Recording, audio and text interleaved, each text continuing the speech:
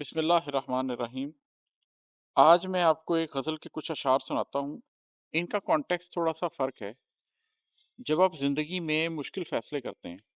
اور جب آپ اپنی زندگی کے لیے کوئی مقصد ایسا طے کرتے ہیں کہ پھر آپ اصولی زندگی گزارنا چاہتے ہیں اس مقصد کے تابع ہو کر، تو اس کے نتیجے میں لوگوں کے ساتھ آپ کے مراسم پہ کیا فرق پڑتا ہے، اس حوالے سے یہ کچھ اشعار ہیں کہ میں آپ کو سناتا ہوں۔ یہ ہے کہ ساتھ بس چھوڑتے گئے سب لوگ، ساتھ بس چھوڑتے گئے سب لوگ، کچھ رکابت سے کچھ اجازت سے۔ آپ کے ساتھ بہت سے لوگ چلتے ہیں لیکن وقت کے ساتھ ساتھ وہ سب آپ کو چھوڑ دیتے ہیں۔ کچھ آپ کی اتنی قدر کرتے ہیں کہ آپ سے اجازت لے لیتے ہیں کہ ہم سے اس راہ پہ چلا نہیں جائے گا، اور کچھ لوگ ایسا نہیں کرتے، وہ کسی اور جذبے کسی اور سوچ کے ساتھ آپ کو چھوڑ دیتے ہیں۔ تو میں اس تجربے سے بہت گزرا ہوں کہ بہت لوگ میرے ساتھ چلے اور زیادہ دیر چل نہیں سکے، یہ رستہ مشکل ہے، آخر کار آپ محسوس کرتے ہیں کہ آپ اس رستے کے اوپر تنہا ہیں۔ اسی موضوع کے اوپر ایک دو اور اشعار ہے، وہ سناتا ہوں۔ لب تو چپ ہیں مگر نگاہ میں پڑھ، لب تو چپ ہیں مگر نگاہ میں پڑھ، کون گزرا ہے کس مصیبت سے، اب کے خاموش ہی رہیں گے ہم، جو بھی ہے دکھ رہا ہے حالت سے۔ اگین، ان راہوں پر جب آپ چلتے ہیں تو آپ اکیلے تنہا اس طرح سے ہو جاتے ہیں، اور آپ اس کے بارے میں ذکر بھی نہیں کر سکتے، کیونکہ آپ اپنے غموں کا اپنی تکالیف کا اظہار کرنے کے لیے تو نہیں بیٹھے ہوتے، آپ تو ایک مقصد کے پیچھے چل رہے ہوتے ہیں۔ لیکن آپ کے لب خاموش بھی رہیں تو آپ کی نگاہوں میں پڑھا جاتا ہے، آپ خاموش بھی رہیں تو آپ کی حالت سے پتہ چلتا ہے کہ آپ ایک لمبے سفر سے ہو کر آئیں۔ حتیٰ کہ کچھ جگہوں پر ایسے بھی ہوتا ہے کہ کچھ لوگ آپ کے سفر کے قدردان بن کر آپ کے ساتھ چلتے ہیں، لیکن پھر ان سے بھی نہیں چلا جاتا۔ اس پہ یہ شعر ہے کہ اس نے خود لو لگائی تھی مجھ سے، اس نے خود لو لگائی تھی مجھ سے، اب گریزاں ہے میری وحشت سے۔ کہ آپ کے ساتھ، آپ کے سفر کے ساتھ کچھ لوگوں کو عقیدت ہو جاتی ہے، وہ لو لگا لیتے ہیں، لیکن جب وہ دیکھتے ہیں کہ اس سفر میں کتنی تکلیف ہے تو پھر وہ اس وحشت کی وجہ سے آپ سے گریزاں ہونے لگ جاتے ہیں۔ میں اپنی زندگی کی کہانی ابھی تو نہیں سنا رہا، وہ انشاءاللہ تعالیٰ پھر کبھی آپ لوگوں کو سناؤں گا، لیکن میں آپ کو ایک تمثیل بتانے کی کوشش کرتا ہوں کہ ہوا کیا۔ ہوتا یہ ہے کہ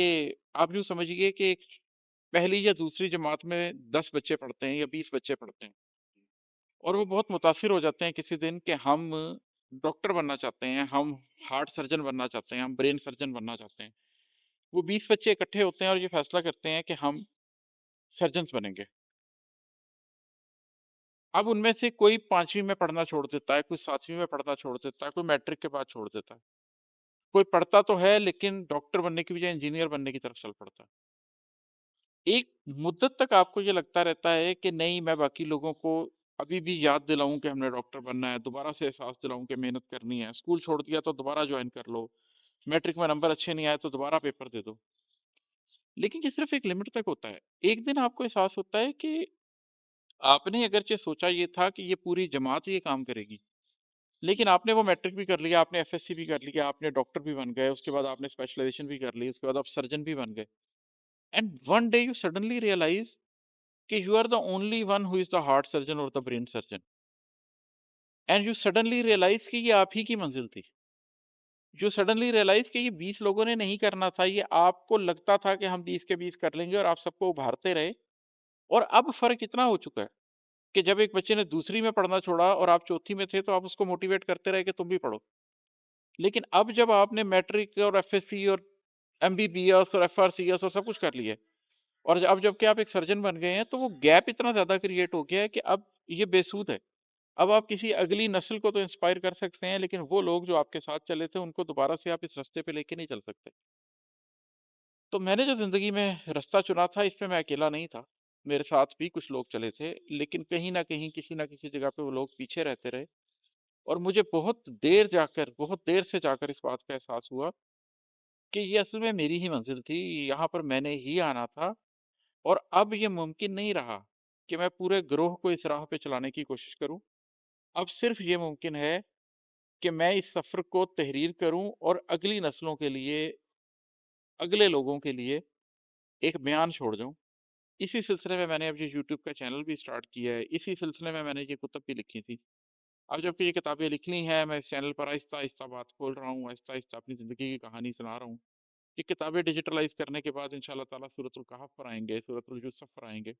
फिर अल्लाह ने कभी मौका दिया तो मैं इंशाअल्लाह ताला आपके सामने ये सारी चीज़ें मेरी ज़िंदगी से कैसे रेज़ोनेट करती गईं, इसके ऊपर तफ़सीली बात भी करूँगा। फ़िलहाल इस ग़ज़ल में एक एहसास, एक फ़ीलिंग बताई है कि जब लोगों के साथ चला, तो लोगों को कैसा महसूस हुआ, किस-किस जगह पर कौन-कौन छोड़ता रहा, छोड़ता गया और क्यों छोड़ता गया।